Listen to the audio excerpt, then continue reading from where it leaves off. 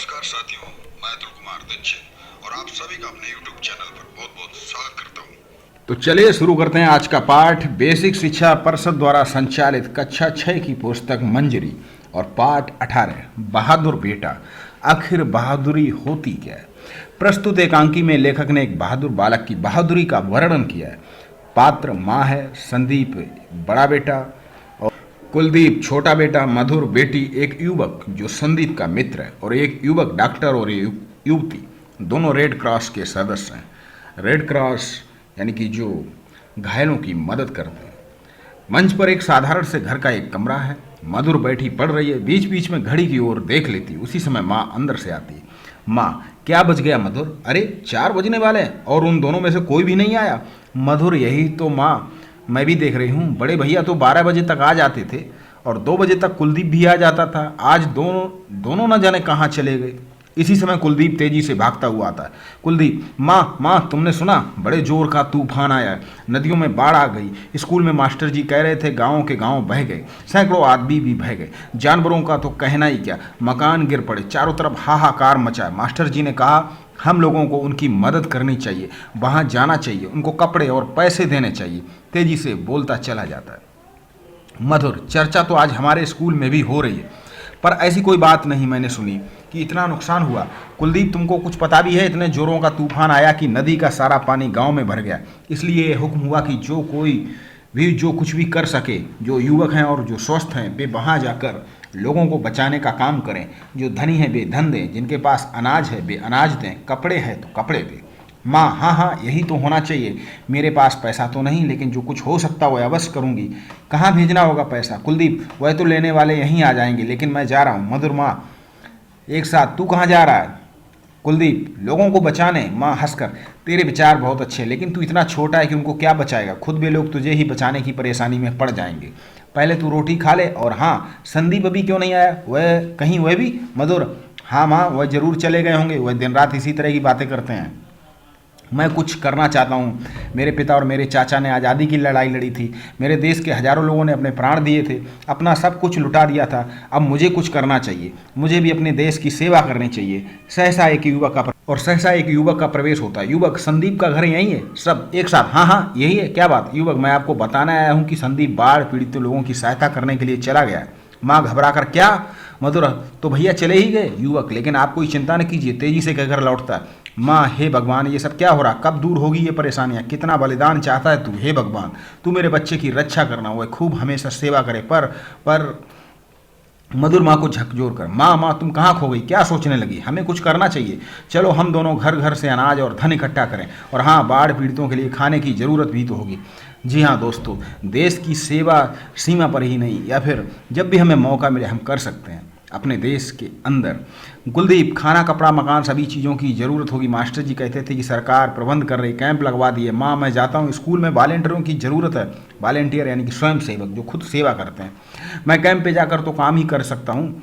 माँ, क्यों नहीं कर सकता? तू भी जा, लेकिन एक बात का ध्यान रखना, नदी के पास मत जाना। कुलदीप, मैं नदी के पास क्यों जाऊँगा? वह तो खुद ही हमारे पास आ गई है। हंसकर, अच्छा मैं चला। तेज़ी से चला जाता, बाहर शोर उठता है। माँ खिड़की से झांकती है। मधुर, देखो देखो माँ, कितने लोग इधर ही चले आ रहे हैं, और वो देखो ट्रक भी आ रहा है। ऐसा लगता है ये बाढ़ पीड़ित गाँव से लोगों को निकाल कर ला रहे हैं। क्यों माँ, एक परिवार को तो हम भी अपने घर में रख सकते हैं। माँ, क्या अच्छा हो यदि सभी ऐसा करें, फिर तो बहुत सारी समस्याएं यूं ही खत्म हो जाएं। पता नहीं सरकार क्या करेगी, लेकिन मुझे खुशी है कि मेरे दोनों बेटे सेवा कार्य में लग गए। भगवान उनकी रक्षा करे। मधुर, जो दूसरों की रक्षा करते हैं भगवान उनकी रक्षा करते हैं। माँ, हाँ करते तो हैं। सहसा माँ फिर ध्यानस्थ हो जाती है और वहीं बैठ जाती है। मधुर उसे फिर झकझोरना चाहती, लेकिन सहसा रुक जाती। जैसे दूर कहीं से संगीत का मधुर स्वर उठता है। वह चारों ओर देखती, तभी एक युवती वहां आ जाती। उसके वस्त्रों पर रेड क्रॉस का चिन्ह लगा हुआ है। युवती, क्या संदीप जी का मकान है यही? मधुर, जी। माँ आंखें खोलकर, संदीप कहाँ है? संदीप कैसा हुआ? युवती, आप शायद उनकी माँ हैं, चिंता मत कीजिए, कोई विशेष बात नहीं। मधुर, लेकिन आप हैं कौन? युवती, मैं रेड क्रॉस की सदस्य हूँ, बाहर मेरे बहुत से साथी हैं। हम सब लोग बाढ़ पीड़ितों की सहायता करने के लिए गए हुए थे। आपके पुत्र संदीप जी वहाँ बहुत काम किया, अपने प्राणों की चिंता किए बिना उन्होंने सैकड़ों लोगों को बचाया। उनका सहसा साहस देखकर हम लोग दंग रह गए। हमारे मना करने पर भी उन्होंने आराम नहीं किया। लेकिन अचानक, माँ और मधुर एक साथ, अचानक क्या हुआ? बोलती क्यों नहीं? उन्हें क्या हुआ? युवती, आप घबराए नहीं, मैं बता रही हूँ। लोगों को बचाते बचाते अचानक उनकी नाव पलट गई। उन्हें तैरना आता था, उन्होंने वहाँ भी लोगों की मदद की। जब तक सबको दूसरी नाव में नहीं चढ़ा दिया तब तक वह नहीं चढ़े, और जब चढ़ने लगे तब सहसा पानी का पानी का बड़े जोर का रेला आया और वह बह गए। माँ चीख कर हा युवती शीघ्रता से नहीं, दूसरे लोगों ने उन्हें शीघ्र बचा लिया। कठिन परिश्रम के कारण वह बेहोश हो गए, लेकिन हमने उन्हें फर्स्ट एड दे दिए। फर्स्ट एड यानी कि प्राथमिक सहायता। बहुत जल्द ही वह ठीक हो जाएंगे। मधुर वह कहाँ है? युवती बाहर हमारी गाड़ी में, आप मेरे साथ आइए, उन्हें अंदर ले जाएं। सब तेजी से चले जाते हैं। मधुर एकदम लौटती और पलंग बिछाती, फिर बाहर की ओर भागती। तभी वे सब संदीप को लेकर पलंग पर लिटा देते हैं। युवती युवक को दिखाकर, ये हमारे डॉक्टर हैं, इन्होंने अच्छी तरह देख लिया, डर की कोई बात नहीं, अभी 2 क्षण में इन्हें होश आ जाता है। युवक, मैं अभी एक इंजेक्शन लगा दिए देता हूँ, चिंता की कोई बात नहीं है, आपका बेटा बहुत बहादुर है। कुलदीप भागा हुआ आता है। कुलदीप, माँ मैंने सुना एकदम देखकर, अरे ये तो भैया आ गए, क्या हुआ इन्हें? अरे ये कौन? मधुर बाढ़ पीड़ितों को बचाते बचाते भैया स्वयं नदी में गिर गए, इन लोगों ने उन्हें बचाया, थक गए और कोई खास बात नहीं। अंदर जाते युवक, बस इन्हें होश आ रहा है, लेकिन आप लोग इनसे ज़्यादा बातें मत कीजिए, शाम तक चुपचाप पड़े रहने दीजिए, रात को मैं आकर देख जाऊंगा। माँ, हे भगवान, इस दुनिया में कितने अच्छे लोग हैं। संदीप आंखें खोलकर, मैं कहाँ हूँ? युवक, अपने घर में होती है, तुम्हारी माँ बहन है, भाई और तुम, हम हैं तुम्हारे साथ ही। संदीप, ओह तुम हो डॉक्टर, मुझे इतना ही याद है कि जैसे मैं डूब गया और फिर कोई अंतरिक्ष से आकर बचा रहा है, वह तुम थे। युवती, संदीप बाबू आप बोलिए नहीं, 1-2 दिन आराम कीजिए। संदीप, बहुत अच्छा डॉक्टर, आपकी आज्ञा का पालन होगा। सब हंस पड़ते। युवक और युवती एक साथ, अच्छा अब हमें आज्ञा दीजिए। माँ, नहीं ऐसे नहीं, बिना मुंह मीठा किए तुम नहीं जा सकते। अरे मधुर, लो अंदर चली गई, शायद चाय बना रही होगी। युवक, माँ हमें तो आज्ञा ही दीजिए। कुलदीप, समझ लीजिए भैया को अभी होश नहीं है, बस 5 मिनट लगेंगे। सब हंसते हैं, वो भी अंदर चला जाता है। माँ, आप लोग दुनिया की इतनी सेवा करते हैं, कभी कभी हमें भी अवसर दिया कीजिए। युवती, हम भी तो आपके ही हैं, और फिर आपने कम सेवा की है क्या? दोनों मुस्कुराते हैं और अंदर से मधुर कुलदीप चाय का सामान लेकर आते हैं। पर्दा गिरने लगता है। विष्णु प्रभाकर। तो इस कहानी के माध्यम से जो लेखक कहना चाहता वो ये है कि हम सब देश की सेवा कर सकते हैं।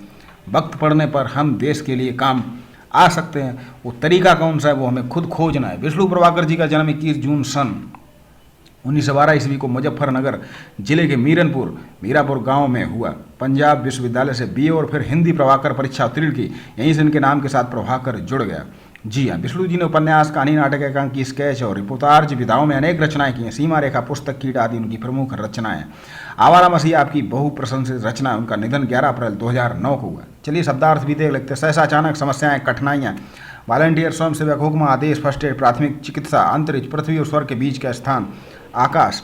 प्रश्न अभ्यास तो हम वीडियो को पॉज कर इसको पढ़ेंगे। फर्स्ट एड अपने घर में होना चाहिए, जो कि नीचे दिए गए कथन को आगे बढ़ाते हुए एकांकी रचना कीजिए। मिस तो आप इसको पढ़ें, अपनी एक कहानी बना सकते हैं। विचार और कल्पना, आप लोग दुनिया की कितनी सेवा करते हैं। क्या प्राकृतिक आपदाएं जैसे बाढ़, सूखा, तो ये जो होती हैं ये मानव कृत नहीं, प्राकृतिक आपदाएं होती हैं जिनको हम अपनी सूझबूझ से इन पर काबू पा सकते हैं, इससे बच सकते हैं। एकांकी से जो प्रश्न उत्तर आप पाठ को दोबारा पढ़ें और इन प्रश्नों के उत्तर ढूंढने की कोशिश करें। अपने साथियों को शेयर करें। चैनल से जुड़ जाएं, चैनल को सब्सक्राइब कर लें। अगर आप चैनल से जुड़ जाएंगे तो फिर आप कोई भी पाठ, कविता पढ़ सकते हैं। आप कमेंट बॉक्स में लिखें अगर आप कोई पाठ या कविता पढ़ना चाहते हैं। तो चलिए फिर मिलते हैं अगले पाठ के साथ, अगली कविता के साथ। भाषा की बात, तो वॉलंटियर शब्द जिसके बारे में अभी बताया था, आप ठीक से इसको पढ़ सकते हैं। वाक्य प्रयोग, तो भाषा की बात इसे अलग से कराएंगे। केंद्रीय भाषा संस्थान मैसूर कर्नाटक में स्थित है। सामान्य ज्ञान का प्रश्न। तो चलिए मिलते हैं अगले पाठ के साथ, तब तक के लिए आप सभी को बहुत बहुत नमस्कार।